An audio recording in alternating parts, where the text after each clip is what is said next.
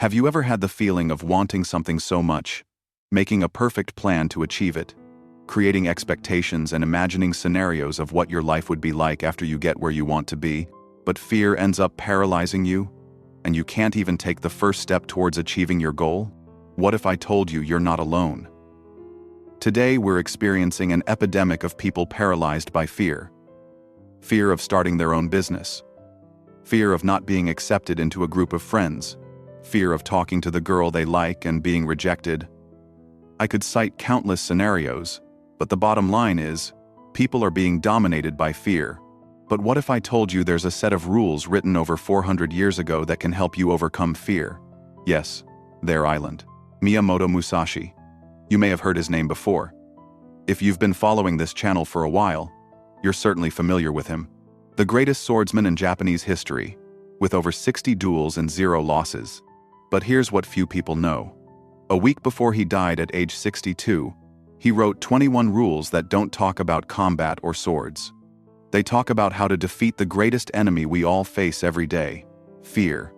These rules are found in a text called Dokkōdō, the path of walking alone. And when you understand what he truly meant, your relationship with fear changes forever. Think about it. What would your life be like if you had the courage to pursue all your goals and make extreme decisions, without being paralyzed or afraid of what others would think? It would be incredible, don't you agree? Musashi spent his entire life studying not only how to defeat physical adversaries, but also how to defeat internal adversaries. And he discovered something revolutionary. Fear isn't something you need to fight. It's something you need to understand. But that's just the beginning of what you'll discover today. Before we dive into the content, I ask you to subscribe to the channel, like this video, and comment below. What would you do now if you had no fear at all? Your interaction helps this channel go further and reach more people. Now, back to the video. Let's start with a simple question. What exactly is fear? Modern neuroscience tells us it's an evolutionary response to protect us from danger. Makes sense, doesn't it? Our ancestors needed fear to survive in the wild. The problem? You don't live in the jungle anymore. But your brain still acts like it does. That presentation at work won't kill you. Talking to someone you admire won't kill you. Starting that dream project won't kill you. But your brain treats all of this as if it were a saber-toothed tiger ready to pounce. Musashi realized this 400 years ago, long before neuroscience existed, and he developed a practical system to reprogram this primitive response. His first rule seems simple, but it's devastating. Don't go against the path of humanity. In other words, stop fighting human nature and start flowing with it. Fear is part of being human. The difference lies in how you respond to it. The second rule breaks everything you think about motivation. Don't seek pleasure for its own sake. Why? Because when you live seeking only pleasure, you automatically develop an aversion to pain. Have you ever noticed how people addicted to comfort have more anxiety? They've created a life where any discomfort feels like a giant threat. Musashi teaches the opposite. Accept discomfort as a natural part of life. When you do, fear's power over you collapses. And what comes next will change your perspective on courage forever. Musashi's third rule is where things get really interesting. Don't rely on partial feelings. This means, stop making decisions based solely on what you're feeling right now. Think about the last time you felt afraid of doing something important. That butterflies in your stomach, your heart racing, your mind telling you, better not risk it. Now tell me, were those feelings reality, or just a projection of what might happen? Musashi discovered that most of our fears have no basis in reality. They're just stories we tell ourselves. And these stories always follow the same pattern. What if it goes wrong? What if I fail? What if I can't do it? The fourth rule nips this anxiety in the bud. Think lightly about yourself and deeply about the world. Translation: stop being the main character in your own mental horror movie. When you're afraid, what's really happening? You're imagining scenarios where you're rejected, humiliated, or fail. Note something. You're always the center of these fantasies. But here's the truth. People are too busy with their own lives to judge your every move. The fifth rule is radical. Have no desires throughout your life. Wait. It doesn't mean you can't desire anything. It means, don't let your desires control you. Because when a desire controls you, you automatically develop a fear of not being able to fulfill it. Has this ever happened to you? You want something so badly that you're paralyzed by fear of trying and failing. Musashi teaches, have goals, but don't become a slave to them. Act without attachment to the outcome. When you do this, fear loses its primary ammunition. Musashi's sixth rule is transformative. Do not regret your actions. Do you know why most people are paralyzed by fear? Because they carry a graveyard of regrets from the past. Every, what if I had done differently, becomes a chain that prevents you from acting in the present. Think about it. How many times have you held back from trying something new because you were still processing a previous failure? This is the vicious cycle of fear. You fail, you regret it, and that regret creates more fear of trying again. Musashi breaks this cycle with a simple philosophy. Make your decisions based on the information you have now. Execute with full commitment. Accept the consequences without regret. Learn and move on. The end. The seventh rule completes this process. Never be envious of others. Envy is fear in disguise. Fear of not being good enough. Fear of falling behind. Fear that other people have something you never will. But here's what really happens when you feel jealous. You're comparing your real life to someone else's edited version. It's like comparing a behind-the-scenes film to a Hollywood movie. It makes no sense and only fuels your insecurity. The eighth rule goes against everything modern society teaches you. Never let yourself be saddened by separation. It doesn't mean being insensitive. It means, don't be afraid of losing people or situations, because this fear prevents you from living fully. Have you ever noticed how desperate people who fear abandonment behave in relationships? They create the very thing they fear most. Musashi teaches, accept that everything is temporary. People come and go. Situations change. When you internalize this, you stop living in constant protection mode and start living in exploitation mode. And now we come to the rules that will challenge everything you think about safety and success. A Stanford University researcher spent 15 years studying the neuroscience of fear and came to a startling conclusion. Our brains react identically to real fear and imagined fear.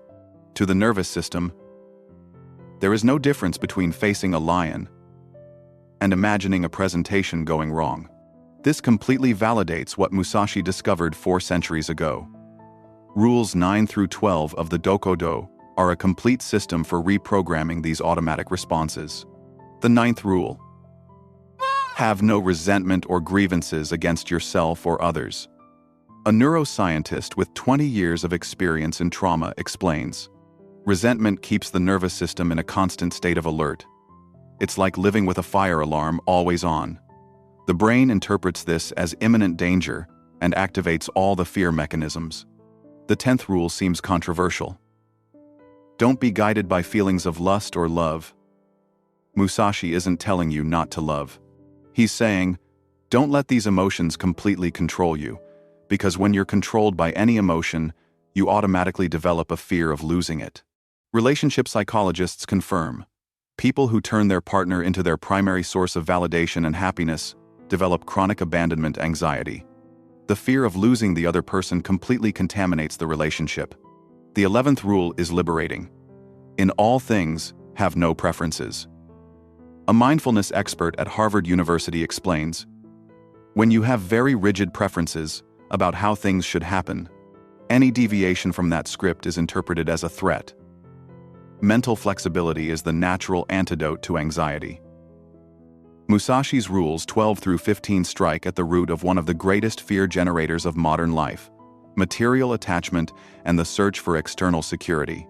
Do not covet a private residence. Rule 12. Before you think Musashi was against owning a home, understand the principle. When you tie your sense of security to external possessions, you automatically develop a fear of losing them.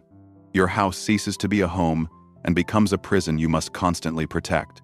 A behavioral economist who studied the relationship between wealth and happiness for 2 decades discovered something surprising. People who define success primarily by material acquisitions report significantly higher levels of anxiety and depression. They live in constant fear of losing what they have achieved or of not being able to maintain the standard they have created. Rule 13. Don't seek delicious flavors goes beyond food. It's about not becoming addicted to immediate pleasures. Because every addiction breeds dependence, and every dependence breeds fear of withdrawal. Have you ever noticed how people addicted to sugar get irritated when they can't eat sweets? Or how those addicted to external validation get anxious when they don't get likes on social media? Musashi teaches, appreciate pleasures when they appear, but don't become dependent on them. Rules 14 and 15 complete this concept. Do not possess old objects for your own amusement. And, when eating, do not desire more than is necessary. The pattern is clear. Live simply, not to be minimalist, but to avoid creating points of vulnerability that generate fear. The fewer things you need to be happy, the fewer things fear can use against you. It's simple math. And now we come to the most powerful part: how these rules apply in the modern world. Musashi's Rule 16 is revolutionary for our time. Do not act according to ancient customs. Translated for today, stop doing things just because it's always been that way, or because other people expect it of you. How many times have you been afraid of disappointing expectations you never even created? Your parents wanted you to be a doctor, so you're afraid to admit you want to be an artist. Society dictates that you should marry and have children by 30, so you feel anxious if you don't stick to that schedule. Musashi breaks down this social pressure with one phrase: don't be a slave to traditions that don't make sense for your life. The fear of not fitting into the mold loses its power when you realize that the mold was created by other people, in other times, with different needs. Rule 17 is straightforward. Do not collect weapons or practice with weapons beyond their usefulness. In the modern context, don't accumulate skills, certifications, or knowledge simply out of insecurity. People fearful of the future try to protect themselves by accumulating qualifications as if they were shields. But this strategy generates even more anxiety, because there's always one more thing to learn, one more certification to obtain. A career coach with 15 years of experience observes, clients who pile up course after course rarely take action. They use learning as a way to procrastinate real action. It's fear disguised as productivity. Rule 18 is the most direct about fear. On the way, death is not to be feared. This isn't about being suicidal or reckless. It's about accepting that life ends. And this acceptance frees you from the paralyzing fear of living.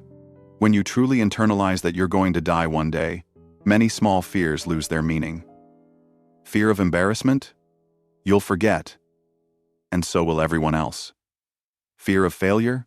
Better to try and fail than not try and regret it later in life. Musashi's last 3 rules contain a paradox that has changed the lives of millions of people over the centuries. And it's likely the exact opposite of what you expect to hear about safety and planning. Rule 19. Do not seek to possess property or fiefdoms for your old age. In an age of retirement planning and wealth accumulation, this seems crazy, but Musashi discovered something profound. The more you fixate on the future, the more you fear the present. People obsessed with financial security often live decades in deprivation, sacrificing real experiences for the promise of future comfort that may never come. The fear of not having enough money paralyzes them from living the life they have now. Rule 20 challenges spiritual convictions. Respect Buddha and the gods without counting on their help. Regardless of your religion or belief, the principle is universal. Have faith, but don't use spirituality as an excuse for inaction.